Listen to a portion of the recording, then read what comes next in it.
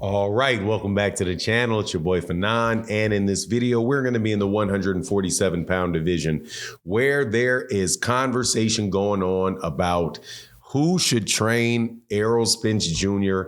for his next fight with Terrence "Bud" Crawford. Pundits have come out and said, and Floyd Mayweather Jr.'s family has responded to if it will be Floyd Mayweather Jr. Let's talk about that in this video.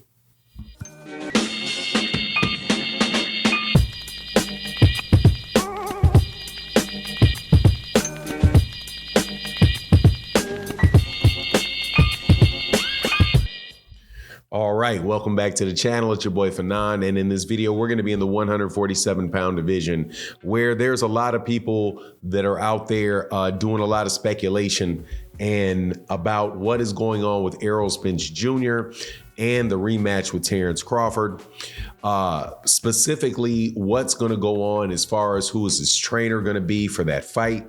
Let me go on record for right now, starting off right now, telling you I think that it is going to be Derrick James who is going to train him for that rematch if that rematch takes place, because Terrence Crawford may very well make it difficult or not wise for Errol to take the fight.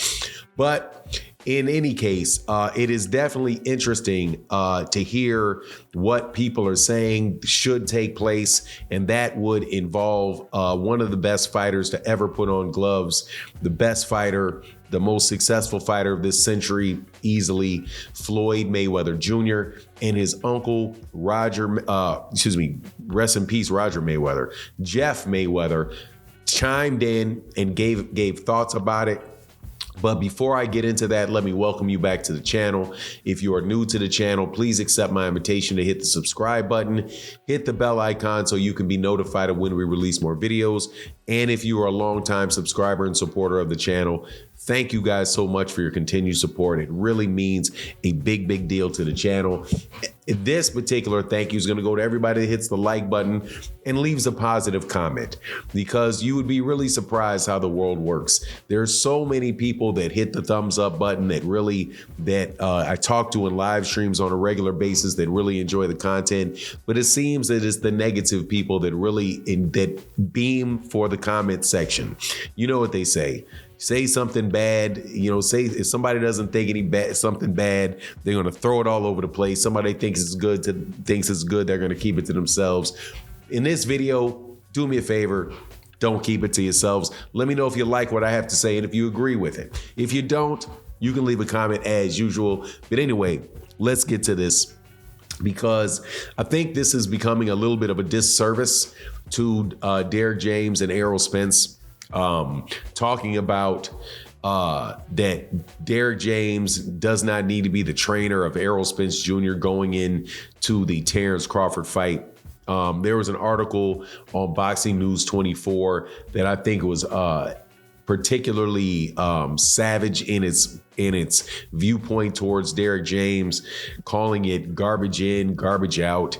That Derrick James looked confused in the fight between Errol Spence and Terrence Crawford, and this is coming on the heels of rumors that Derrick James, that Errol Spence Jr. may replace Derrick James as a trainer heading into that rematch, and many people have said, and including this article that was written on Boxing News 24, that the most logical person to take the place of Derrick James would be Floyd Mayweather Jr., because Floyd Mayweather Jr. has the boxing IQ and the ability to figure out what it is that Terrence Crawford's doing and go about fighting him in a way that would allow Errol Spence Jr. to be the most successful in that fight.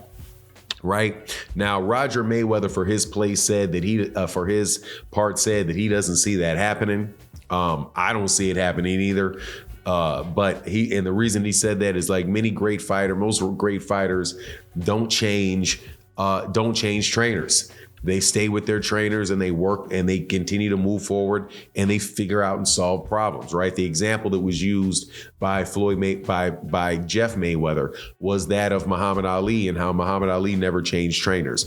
You can also go to guys like Sugar Ray Leonard, who never changed trainers, and continued on, and just kind of those guys together worked together and figured out what they needed to do.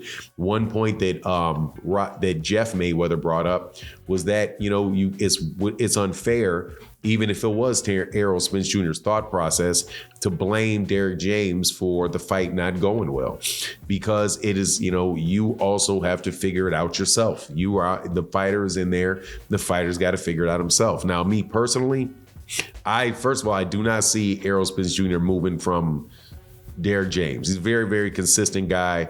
And on top of it, Derrick James is a very good trainer. And I don't get how people can just automatically after one fight immediately say this guy's not a good trainer, and the comment garbage in and garbage out is absolutely ridiculous to me. I think Errol was in a position, along with whatever issues there were at 147, that he's fighting a guy that's just a tremendous fighter. Somebody that is a very, very highly skilled fighter that had been preparing to fight him, that knew what he wanted to do when he went in there, had enough experience and enough skill to do what he needed and what he wanted to do when he got in there. And sometimes, like it or lump it, you just run into that.